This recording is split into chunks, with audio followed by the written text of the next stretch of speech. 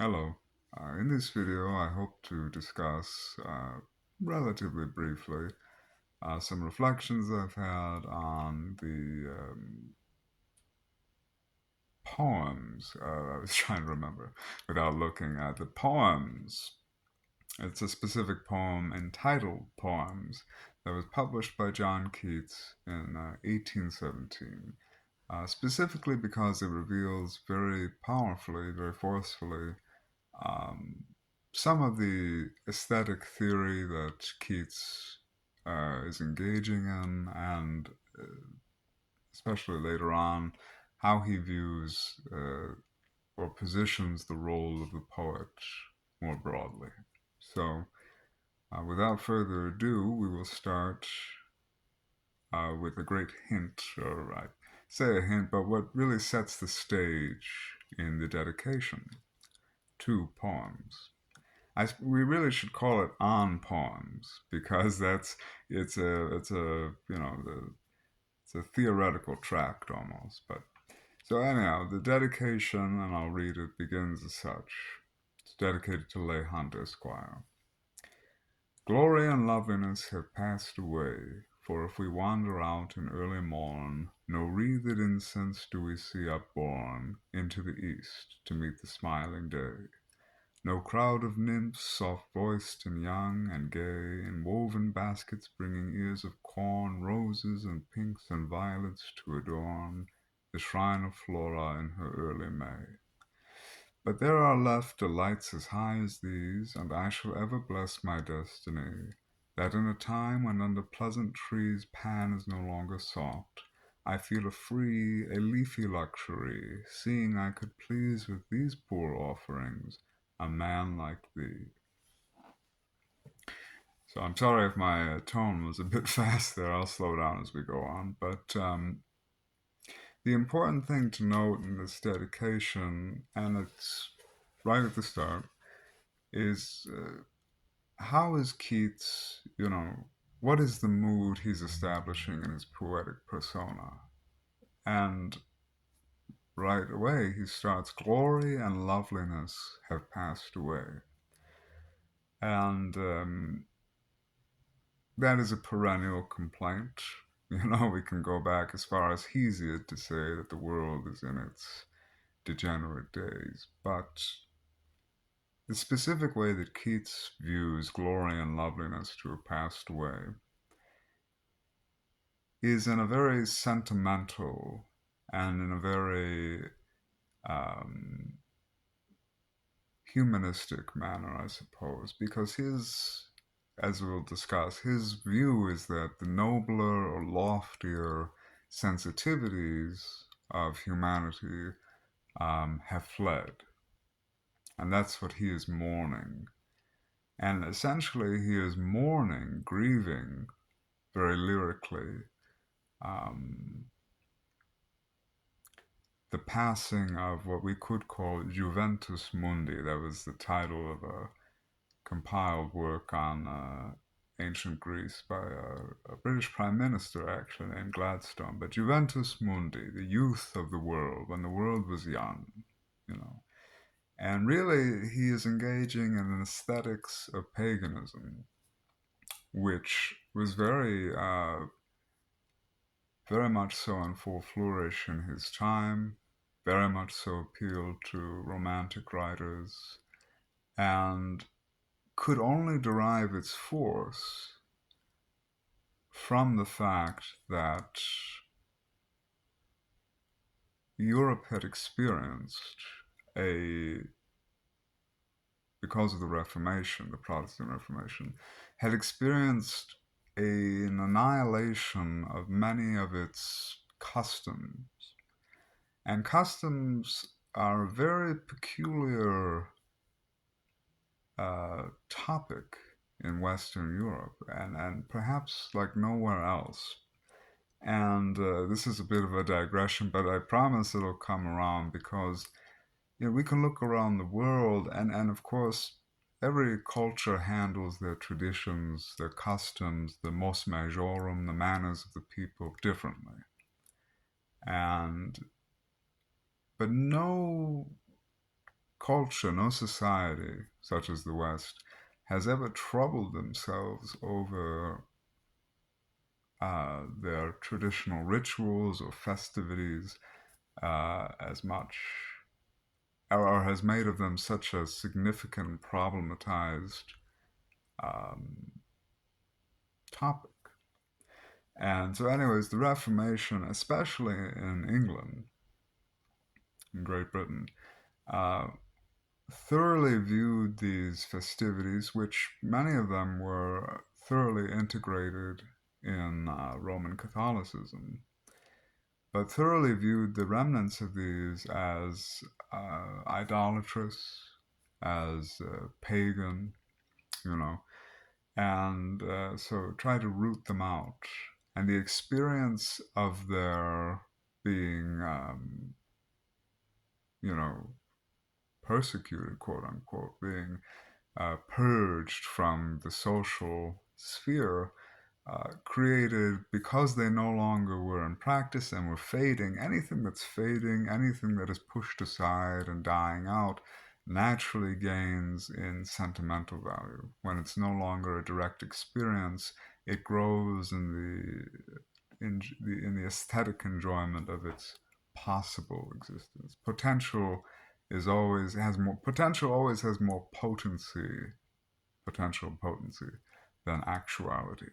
So that's a brief digression. I'm sorry if it didn't quite make sense, but we're seeing that here in Keats's dedication, glory and loveliness have passed away in the sense that if we wander out in early morn, no wreathed incense do we see upborne into the east to meet the smiling day.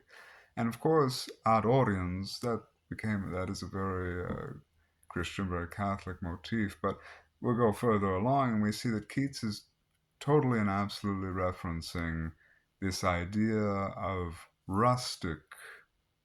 um, a rustic way of life. That's really what he's referencing. That has the world, the physical world, sacralized. You know, the world is treated as something in which a grand festivity is always proceeding.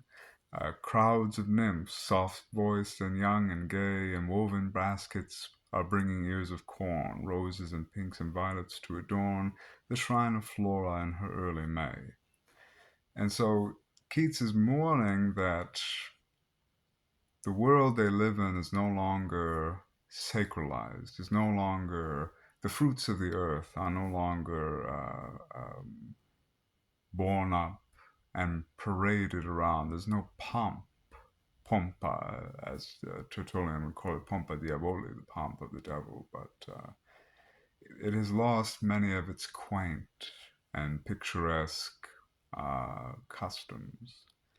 And in that dedication, though, although that has been lost, what does Keats say?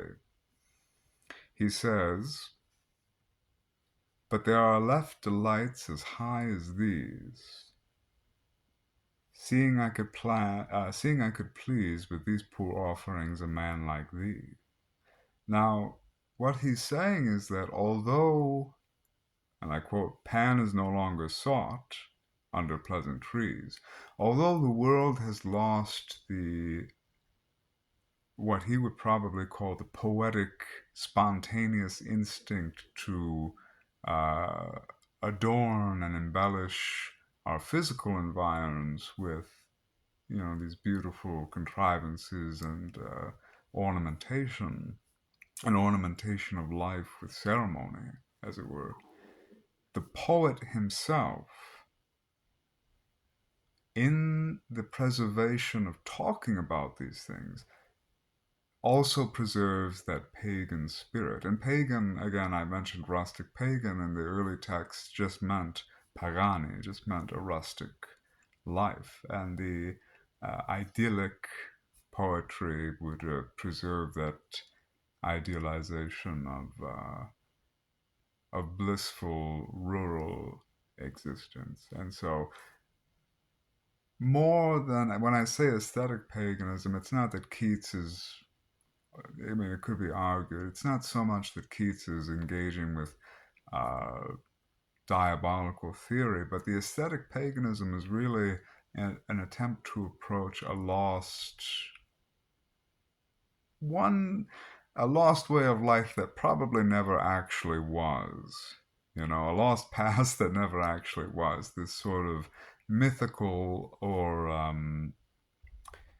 legendary world that was once young and beautiful and was populated with uh, adorning customs. So that's what, and especially when it's in face of what a reality that was probably ever becoming more industrialized, a reality that was seeing the fading of a once predominantly rural, or at least more balanced rural city ratio, now being totally the countryside being decimated by expanding and growing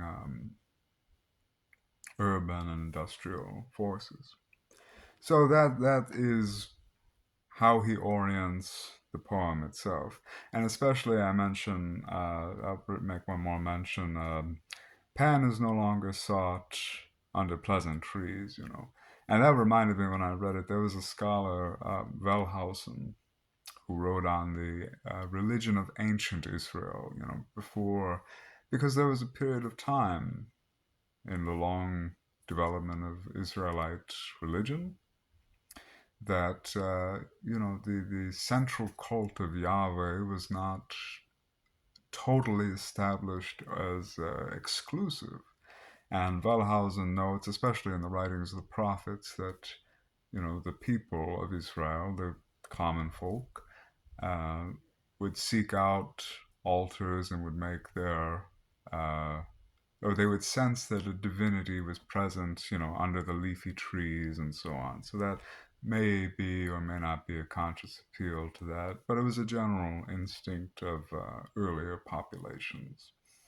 And even in Seneca, uh, the philosopher, the Stoic philosopher, there's a passage in one of his letters that obviously the sentiment was still alive that, if you came across a dark forest, of impressive dimensions, you would sense that there was probably some genius loci, some dwelling divinity, which, of course, that's usually more so associated with the Germanic, that forest, that sentiment of the forest being divine. But anyhow, a long digression, and I apologize. But that's how he's orienting his poem as a lament of a faded uh, ceremonial world, which yet is preserved in the verses of the poet. So the poet preserves the pagan spirit, quote unquote pagan, really just rural or idyllic. That's the code. And it's also worth mentioning that many writers, such as Walter Potter, and the author of Au Rebours, forgive me for my French pronunciation, but these authors were very much so attracted to Catholicism, and somewhat flirted with Catholicism, perhaps in genuine theological interest, but often more so because it represented that medieval world. It represented that world that still held a tie to the land, that represented an organic unity expressed often in ritual, expressed often in elaborate festivity. And when I say festivity, I don't mean, you know, rivalry, but I mean that beautifying of life through small ritual. And it could be very staid, but so that's worth mentioning that many writers were flirting with that idea, and it's not so much that they were really engaging with paganism as any creed, although individual writers may have, but that they were mourning, as we say, glory and loveliness have passed away. They were mourning the loss, again, that of what probably never was, but mourning the loss of a simpler world, of a rural existence, of a rustic utopia, that is somewhat appealing to the sentiment because of the quaint and picturesque preservation of local folklore, local practices. So it's very much so an antiquarian's delight. But anyways, now we proceed on to the actual poems.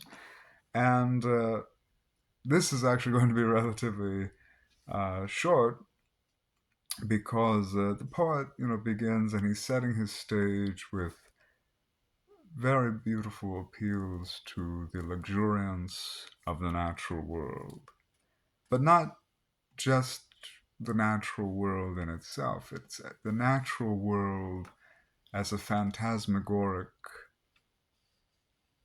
perception of the poet.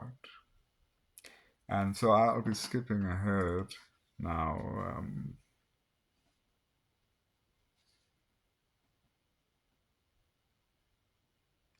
And let's see.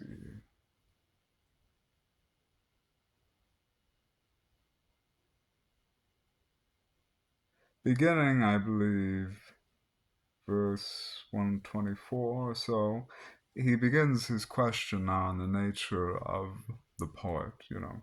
For what has made the sage or poet write but the fair paradise of nature's light? And so that confirms what we were saying prior. But in the calm grandeur of a sober line, we see the waving of the mountain pine.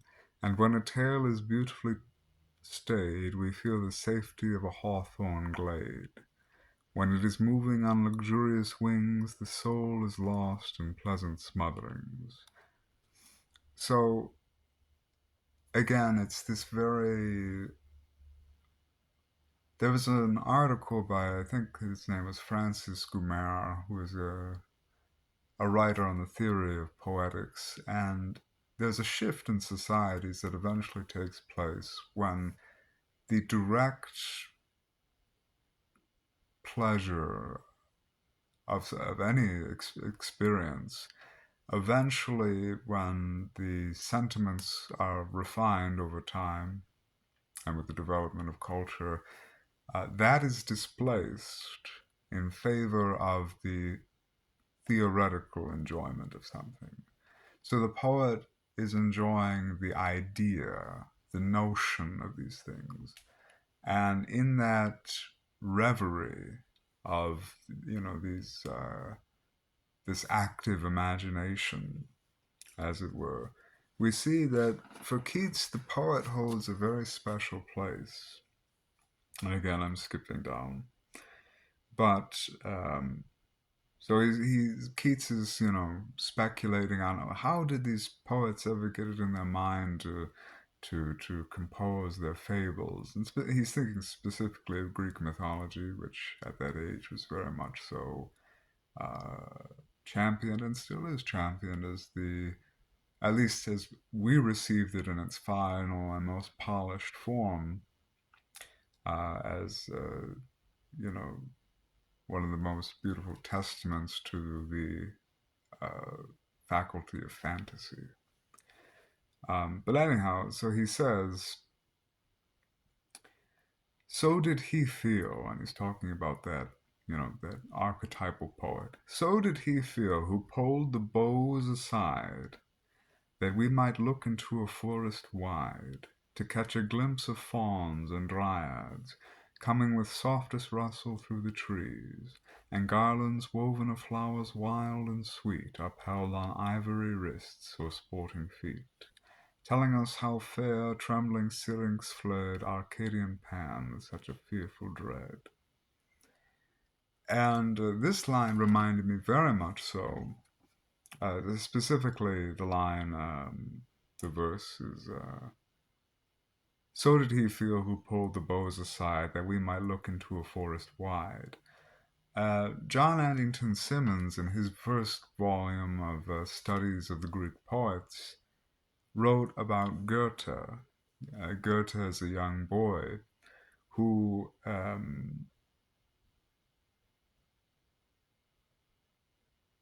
although here Keats is actually talking about Apuleius, the Roman poet. But Goethe, as a boy, so Simmons writes, would create these fabulous stories and would tell his young friends at school. And their credulity and his fantasy, his high fantasy, would meet and meld.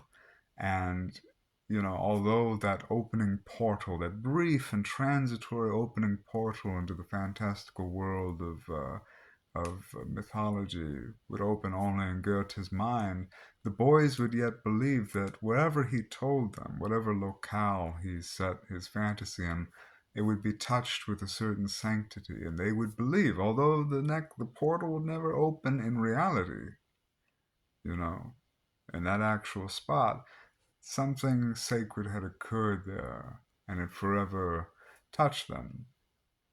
And Simmons refers to Grote. Grote was a writer who composed, I think it's, the editions probably vary, but a multi-volumed edition of the history of Greece, but especially in its first two volumes of the edition I own, made a remarkable study of the mythopoeic faculty and really discerned that, myths have nothing whatsoever to do with history. At that time, that was a highly contested thing, and it still is. But he was making a great stand and saying that there's no point in attempting to finagle with these things or to draw out real empirical meaning. However, they do represent in an autonomous way the mentality of the age, the sentimentality or the ideology of the age, not in its total scope, both the reciter and the hearer and the collector of these tales. And when you do that, when you separate heaven, as it were, from earth, when you separate mind from the physical plane so radically, and it is a true realization, you only give heaven all the more power, which is what Keats is indicating here, that the poet is the revealer of the enchanted mind, because he's pulling the boughs aside that we might look into a forest wide to catch a glimpse of fauns and dryads. So he's not talking about, you're never going to find this in any sacred space, any divine portion of earth, but the poet is the revealer of the faculty in the mind. He is pulled away and revealed it, even though it might be only transitory, even though it might be only in an instant, that soul activity of active imagination exists. And that's the great revelation of the poet. And I harp on that a little bit. I apologize for doing so. But especially because, and I'm skipping here a bit, further on in the poem, he cements this idea when he says, where had he been? He's talking about the poet again, the species, the tribe of poets. Where had he been from whose warm head outflew that sweetest of all songs that ever knew, that air-refreshing, pure deliciousness, coming ever to bless the wanderer by moonlight? To him bringing shapes from the invisible world, unearthly singing from out the middle air, from flowery nests and from the pillowy silkiness that rests, full in the speculation of the stars. Ah, surely he had burst our mortal bars, into some wondrous region he had gone, to search for thee, divine Endymion. So, Keats, there of course, is referring specifically to the tale of Endymion, although previously he was talking about the myth of Narcissus. But the language he uses, to burst our mortal bars into some wondrous region he had gone, the language is incredibly, and it has to be treated sincerely, incredibly radical to apply to the poet. That we have to recognize, for example, Lucretius. Farthest, is a Roman poet, just a brief introduction, who wrote on Epicurean doctrines and was, trying to demystify or to rid the world of much superstitious fears. And yet, that poet is still a poet, as unmystical as you think he would be. In his very opening invocation, when he's explaining his purpose as well, his language, it was noticed by Gilbert Murray in his Five Stages of Greek Religion, but also by, and I apologize if this is not correct, I'm not sure of the first name, but the last name was Scott, who compiled and translated the Hermetic corpus, that the language Lucretius uses is probably borrowed from Eastern mystery religions, because Lucretius paints Epicurus as transcending the fiery imperial, and of course he's speaking totally. He is a poet, so he has license, and he probably doesn't believe in the doctrine itself, but there is a mysticism that the mind is transcending every physical bar, every physical realm, and is, you know, escaping the world and reclaiming its own power, its rightful power, which was a huge part of the mystery religions, especially in later antiquity, as it would develop the idea that the soul was being trapped in the world. This was especially a Gnostic theory, and it had to escape from cosmocrators, who were world rulers. So it had to go through each realm, usually seven, reflecting the planets and astrological control of the world. And it had to transcend these and go to the pleroma to be with the one.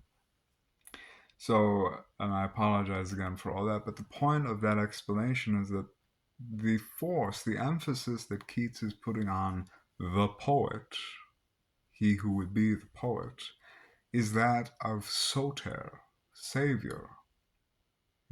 He has gone out of the world. He has gone out of the physical confines.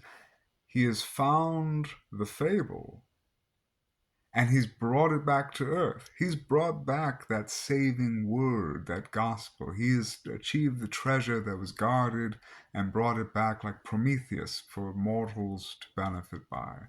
He has stolen down heavenly fire. And that is one way that we can, I think, would be a safe interpretation of these lines. Uh, and one way in which we see the drasticness with which Keats, uh, accords the poetic function. The poet is, in a great matter, in the mythopoeic manner, Soter, Savior. And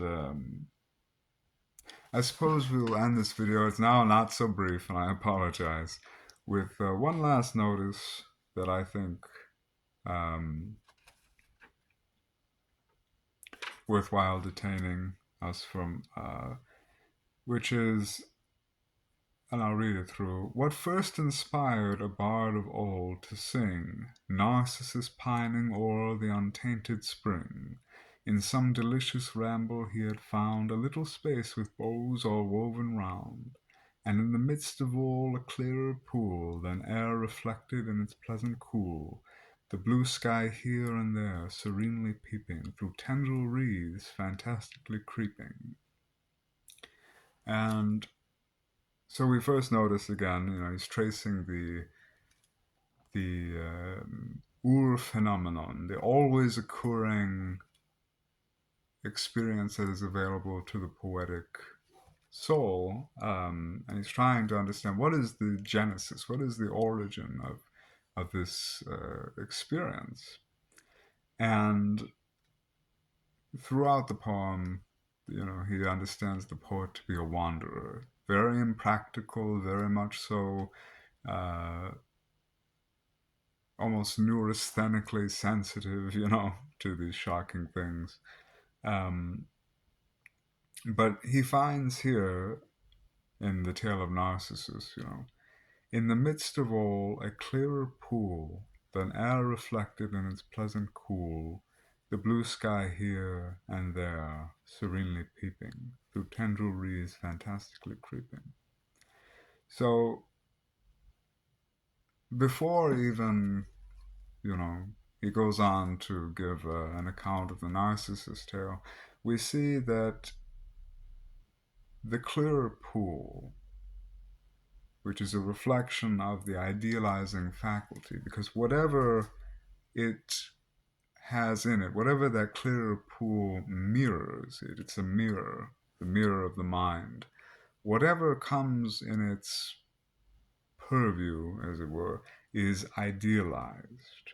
To simply rise up to it transfigures it, and that is a very much so oft repeated trope of the divine and Neoplatonic writings is that, the divine divinizes that which rises to it. It's an environmental transformation. By coming into its sphere, one is transformed. And but the pool itself is clearer than whatever it reflects, obviously. And so the divine itself, that mirror, is always the idealizing is always greater than whatever is idealized by being beheld in it. You know, um,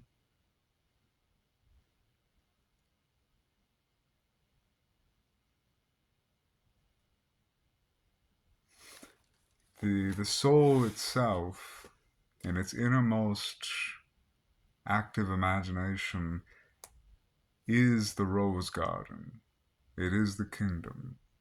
Heaven is already within you. As we said with Grote, when you separate the fabulous and the empirical so sharply, all you do is highlight all the more the autonomy of heaven and make clear all the more the unsatisfactory condition of the empirical. And here, Keats is, to my interpretation, anyways, emphasizing that the soul that is that ennobling mirror that beautifies whatever is beheld in it. The soul can make a dusty garden turn into a rose garden, by simply viewing it as it wills. But it is the soul alone that is the true rose garden, as it were. So just some thoughts which will, I always ramble and I'm sorry, but we'll recapitulate that Keats is Keats has a very dramatic view of the nature of the poet, which is really an esoteric sense. The poet traverses into another world, an alter orbe, and he brings back these mythopoeic, romantic myths that allow mortals to live. The poet is in contact with that quote unquote pagan or aesthetically pagan, really just rurally idyllic. And I think that might be the most important thing I could say this whole day is that this video is that what is called pagan or the poets, the poetic persona that appeals to quote unquote pagan um, themes or motifs is not really pagan as much as it is a sentimental reaction to a simpler, younger world of rural, rustic, uh, picturesque, and quaint living. It's an antiquarian's desire to escape the bleakness, the passing of nobler sentiments, which is a true reflection, however, if the poet finds that his present environs are not conducive to lofty mentalities. And and that is a perennial problem how the socio-physical world can often encumber or crush or otherwise not allow for um, the leisure necessary to the engagement in the sublime which we need. And it is a true statement by Jesus Christ that man does not live on bread alone. He has spiritual bread that he needs, and that is a demand upon him. He hungers for it. He hungers for the talk of what is good and what is beautiful and what is true. And he will suffer a death worse than starvation of the body if he feels hopeless. And that may be the greatest thing the poet can offer is hope. He can allow. There's an interesting article by Friedrich Engels, actually, the famous partner of Karl Marx, when he wrote on the Volksbücher of uh, of Germany, and he tapped in, I think, very sincerely to what a Volksbücher is. As far as I remember, he understood very clearly its purpose. This popular literature, certainly of a romantic sort or deriving from romance, that serve to allow the worker, the common man, to be able to view his life with a coating, and only by coating his life in a sense of whatever you want to call it, the sacred, the lofty, the sublime, something better. Only by doing that could he survive and go out into the world and keep himself alive in spirit. And that is truly remarkable. That it's at once a very painful thing, but it's also very promising that spiritual food makes a demand on us, or rather, that the spiritual faculty in us starves, which means that it exists and it yearns. And we could speculate on that all day, but it is a remarkable thing. So thank you for watching what ended up not being a brief video. I'm sorry. I'm sorry also if it was a ramble, but then again, Keats talks about rambles a lot, so I beg your indulgence. I hope it was informative, and thank you for watching. Have a good day.